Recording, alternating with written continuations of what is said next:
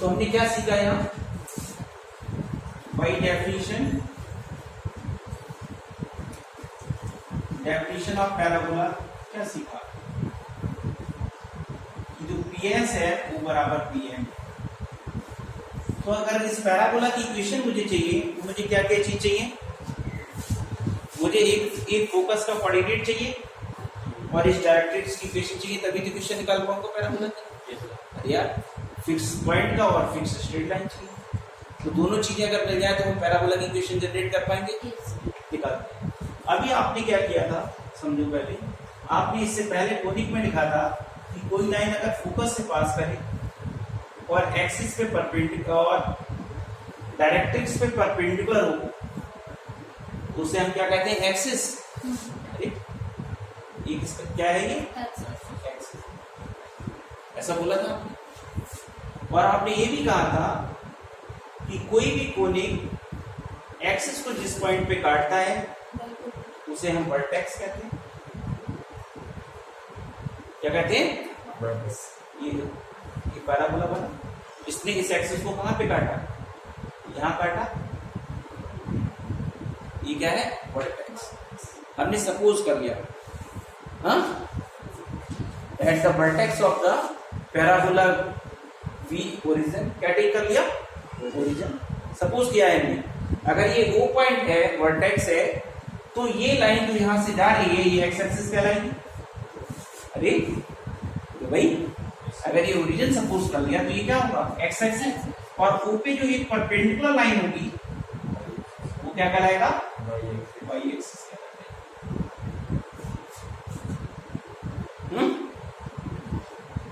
हमने क्या किया, let vertex of parabola we take in as origin origin. अब ध्यान से समझना, अगर ये ओरिजिन है, इधर देखिए ये वर्टेक्स है, तो ये पॉइंट कहां लाई कर रहा है, इस पैराबोला पे भी लाई कर रहा है। तो पैराबोला की डेफिनेशन में क्या पढ़ा था आपने, इस कर्व पे जो भी पॉइंट लाई करेगा उसकी फोकस से डिस्टेंस और डायरेक्ट्रिक्स से डिस्टेंस हमेशा इक्वल होगी। अभी आपने क्या डेफिनेशन पढ़ी कि इसके ऊपर जो भी पॉइंट आता है तो उसकी एस से डिस्टेंस और इस लाइन से डिस्टेंस इक्वल होती है। डेफिनेशन लिखिए, PS बराबर PM। उसके बिहार पे आप क्या कहोगे, वो पॉइंट इस कर्व पे लाई कर रहा है, तो वो पॉइंट की कहां से डिस्टेंस, S से डिस्टेंस, और वो पॉइंट की कहां से डिस्टेंस, Z से। ये दोनों कैसी होगी, सेम होगी। यानी आपको क्या मिला, OS किसके बराबर है, तो भाई डेफिनेशन से लिखा आपने पैराबोला की, और ये हमने A के इक्वल मान ली सपोज करो। अरे भाई ये भी A ले ली और ये भी A ले ली, और S पॉइंट कहाँ है, एक्स एक्सिस पे। तो अगर हमने ओरिजिन से यहाँ तक की डिस्टेंस A मान ली तो A का S का कोऑर्डिनेट क्या हो जाएगा, बिल्कुल हो जाएगा। और ये क्या है, ये यहाँ से यहाँ तक A है और ये लाइन किसके पैरेलल है, Y एक्सिस के। तो इसकी इक्वेशन क्या होगी, इसकी इक्वेशन क्या होगी, इक्वेशन ऑफ डायरेक्ट्रिक्स क्या होगा, x की वैल्यू कितनी है यहाँ पे, माइनस से, ओरिजिन की लेफ्ट साइड है, यानी डायरेक्ट्रिक्स की इक्वेशन क्या आ जाएगी, x प्लस a बराबर जाएगी। अरे ये दोनों चीजें मिल गई है, इन दोनों की तो रिक्वायरमेंट थी। अब किस में डाल दो, PS बराबर PM। तो PS बराबर PM में डालोगे यहाँ पे, तो PS कितना हो गया, डिस्टेंस होगी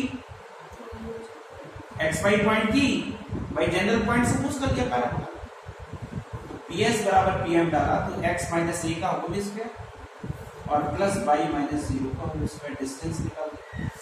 इस x y पॉइंट की यहाँ से डिस्टेंस बन गई, और इस x y पॉइंट की परपेंडिकुलर डिस्टेंस इस लाइन पे कैसे निकालेंगे, x प्लस a है, देखो अरे x जगह x डाल दोगे प्लस a अपॉन, अरे कैसे निकालते हैं, अंडर रूट 1 का स्क्वायर आएगा।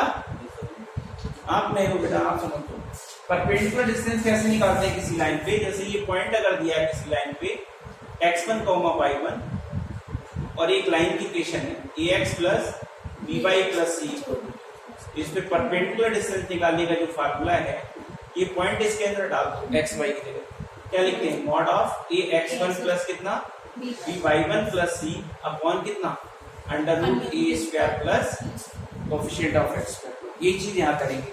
तो point x one y one ना हो कि एक्स वाई है, तो इसमें एक्स और एक्स की जगह एक्स ही रख दोगे, एक्स प्लस यही रहेगा वो अपॉन एक्स का स्क्वायर, एक्स के कोफिशिएंट का स्क्वायर ए स्क्वायर वन है यहाँ, और वाई का ही नहीं इसमें, केवल वन स्क्वायर है। क्या लिखोगे, mod of x plus a upon under root कितना वन स्क्वायर प्लस जीरो। अब स्क्वायर का डालो, स्क्वायर करोगे क्या आएगा, x square plus a square minus 2x under root हटा दिया प्लस वाई स्क्वायर, ये हट जाएगा वन है। इसका स्क्वायर कर डालोगे तो x square plus a square plus 2x आ जाएगा, ये दोनों कट जाएगा। क्या मिला आपको, वाई स्क्वायर बराबर 2x। अब ये standard equation of parabola generate करते हैं, इसे क्या कहते हैं, standard equation of parabola, y square equation.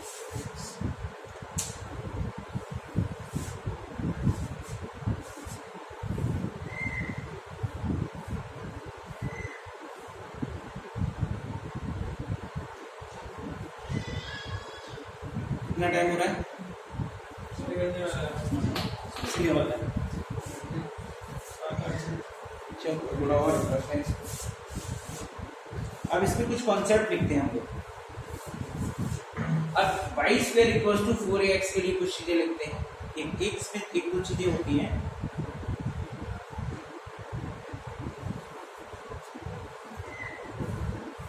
Concept लिखेंगे।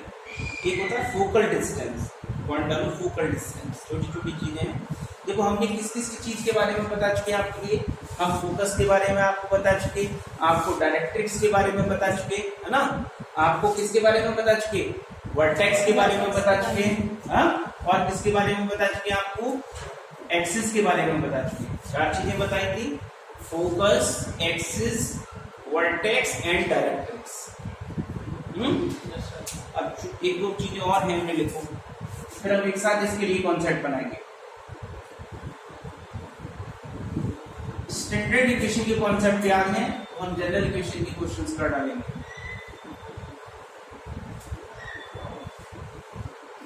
प्रैक्टिस में रखना टॉपिक, जो पढ़ा रहा हूँ उतना बिल्कुल तैयार करते चलना, मुश्किल नहीं आएगी। और अगर नहीं सीखोगे साथ साथ तो पिछड़ जाओगे, फिर तो ये लगेगा बस कोऑर्डिनेट खत्म करें सर, नया शुरू करें तो समझ में आएगा। और पहले ही बता चुका हूँ, इंपॉर्टेंट टॉपिक है, सिलेक्शन लेना है तो कोऑर्डिनेट आना चाहिए, सिलेक्शन लेना है तो कैलकुलस आना चाहिए, सिलेक्शन लेना है तो अलजेब्रा आना चाहिए। तीन ही चीजें सीख लो, है ना। और ट्रिग्नोमेट्री तो सबको ही आ जाती है, आसान है ना। इतना ही कर लोगे तो आपको कोई भी इंटर कॉलेज का टीचर बनने से नहीं रोकेगा। उसके बाद कहानी आगे की स्टार्ट होती है। टीजीटी में सिलेक्शन के लिए सफिशिएंट है, बाकी एडिशनल है वो आपको, ठीक है। कठिन क्वेश्चन आ गए तो उसकी कंपेरिजन में कुछ चीजें तो आप बीएससी के क्वेश्चन भी करोगे तो आपकी रैंक बूस्टर का काम करेगी, है ना। ये है कहीं ना कहीं, तो मेन गेम यही है आपका, जो आपको तैयार करके रखना है और बार बार करते रहो। समझा रहा हूँ आपको, ठीक है। मुझे पढ़ाना नहीं चाहिए था, अभी मैं पढ़ा रहा हूँ तुम लोगों को। उसका रीजन के यही है कि मैं सोच रहा हूँ तुम लोगों की तैयारी चल रही है, वो ब्रेक ना हो। बहुत सारे स्टूडेंट बहुत अच्छी तैयारी कर रहे हैं, और मैंने जरा सी, मैं अगर एक सप्ताह की छुट्टी कर दूंगा, आज मेरा प्लान था तुम लोगों की 10 दिन क्लास बंद करने का, लेकिन बाद में मैंने सोचा कि अल्टीमेटली नुकसान हो जाएगा। उस 10 दिन में तुम कम से कम 2 महीने पीछे चले जाओगे, मुझे पता है। आप कुछ नहीं पढ़ोगे, जब इतने प्रेशर में नहीं पढ़ते हो, आप मेहनत नहीं करते हो, ठीक है, तो आपको छोड़ दिया जाएगा तो क्या करोगे। हमारी करी कराई मेहनत में पानी फेर दोगे। अभी तो हमें कैलकुलस का पूरा टेस्ट लेना है, जो खत्म कर दिए हमने, है ना। अभी हमने अलजेब्रा खत्म कर दिया, हमने उसके यूनिट टेस्ट डालने हैं आपको, है ना। ऐसे नहीं छोड़ने वाला। अभी हमने ये कोऑर्डिनेट चल रही है, इसकी टेस्ट तो आपको बता ही दिया, अभी होगा आपका। तो ये सब रेगुलर टेस्ट होंगे आप तैयारी करके रखिए। मतलब ये मत समझिए कि हमने पेपर कब होगा, है ना। ज्यादातर स्टूडेंट के दिमाग में चलता है पेपर, बोले यार जुलाई में तो पेपर होगा नहीं, तो हम सोचेंगे यार कि आप तैयारी धीरे कर दे, है ना। सर तो वो कर रहे हैं, तो ये अपॉर्चुनिटी है, आप अभी प्रिपेयर्ड नहीं है सिलेक्शन लेने के, अगर 4 महीने पेपर आगे जा रहा है तो कहीं ना कहीं वो आपको फायदा करके जाएगा। आप टीजीटी की सोचते हो तो एमएससी कर चुके हो, पीजीटी के बारे में भी सोचें, बड़ा निशाना लगाओ, क्या है, और बिल्कुल परफेक्शन के साथ हो। वही पेपर देने जाओ तो 1% डाउट ना हो यार हमारा सिलेक्शन नहीं होगा, होगा ही होगा। इतनी तैयारी लायक अभी कुछ ही बच्चे हैं, 4-5 स्टूडेंट को अगर छोड़ दिया जाए तो बाकी लोगों को बहुत मेहनत करने की जरूरत है। क्या है, हाँ, सबको सिलेक्शन लेना है ना। तो नेक्स्ट में डेफिनेशन लिखा रहा था फोकल डिस्टेंस। एक वर्ड है फोकल डिस्टेंस। क्या होता है फोकल डिस्टेंस? नाम से ही पता लग रहा है कि फोकस से distance. The distance of A point on the parabola, the distance of A point on the parabola from the focus. Focal distance का मतलब the distance of A point on the parabola from the focus.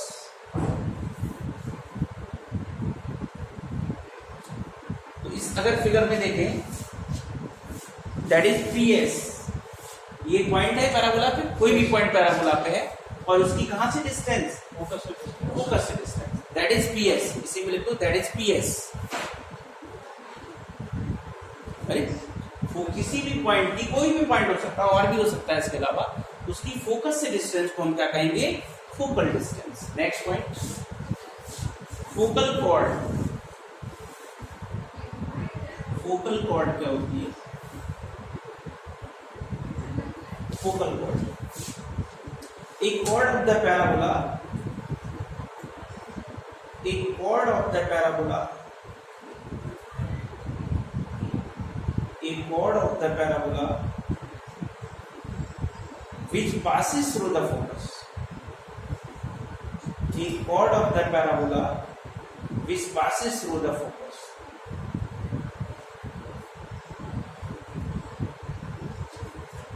Focal chord क्या है?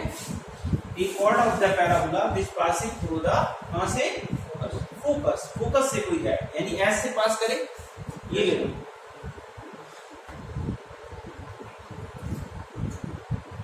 A B कह दिया, एक cord है ना, ये कॉर्ड कहां से पास कर रही है? फोकस से, दैट इज ए बी लिख दो, इधर में ही बनाते जाओ। कोई कॉर्ड जो फोकस से पास करे that is called focal chord. Next word है latest double ordinate. Double ordinate,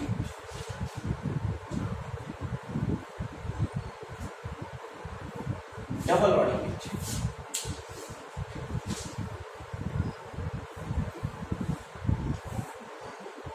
a chord of the parabola,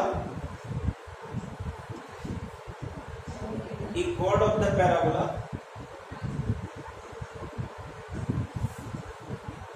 perpendicular to the axis, a chord of the parabola perpendicular to the axis। कौन सी cord यार? जो कहाँ है? और ये axis है हमारी, एक्सिस एक ही होती है, ये एक्सिस नहीं है। एक्सिस नहीं है जो फोकस से पास करे और एक्स और डायरेक्ट्रिक्स से परपेंडिकुलर हो, उस लाइन को एक्सिस कहते हैं। वो कॉर्ड जो एक्सिस पे परपेंडिकुलर हो, इन इस लाइन पे, ये एमएन क्या है? परपेंडिकुलर हो गई, तो इसका नाम क्या है? Double ordinate. कोई भी कॉर्ड जो एक्सिस पे परपेंडिकुलर हो जाएगी that is called double ordinate.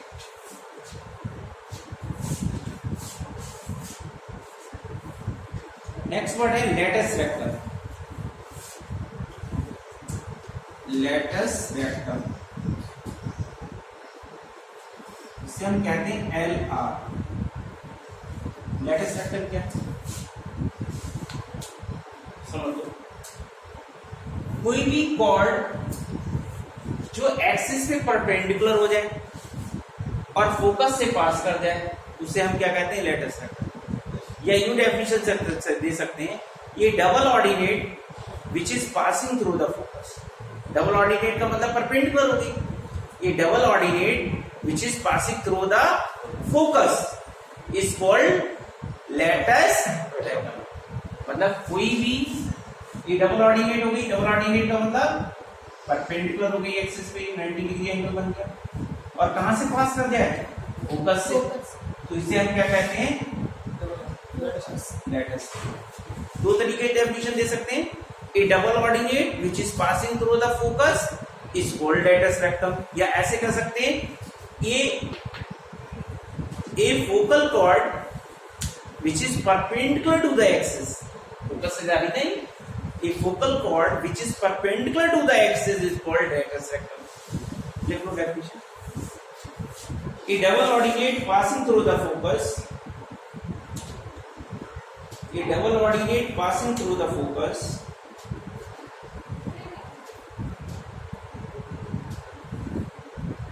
a double ordinate passing through focus or a focal chord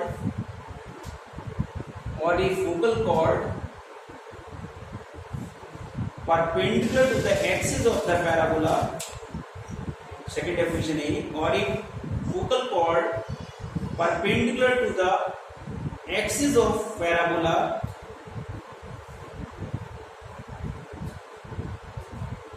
is called the lattice vector, is called the lattice vector, is called the lattice vector.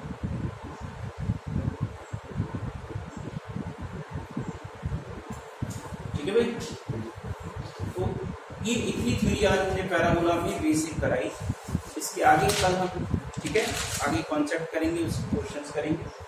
आज के लिए इतना ही है। अब हम लोग आज नया टॉपिक स्टार्ट कर रहे हैं उधर भी, सेकेंड क्लास का जो है आपका वेक्टर, ठीक है, अभी कंटिन्यू करेंगे 2 मिनट बाद।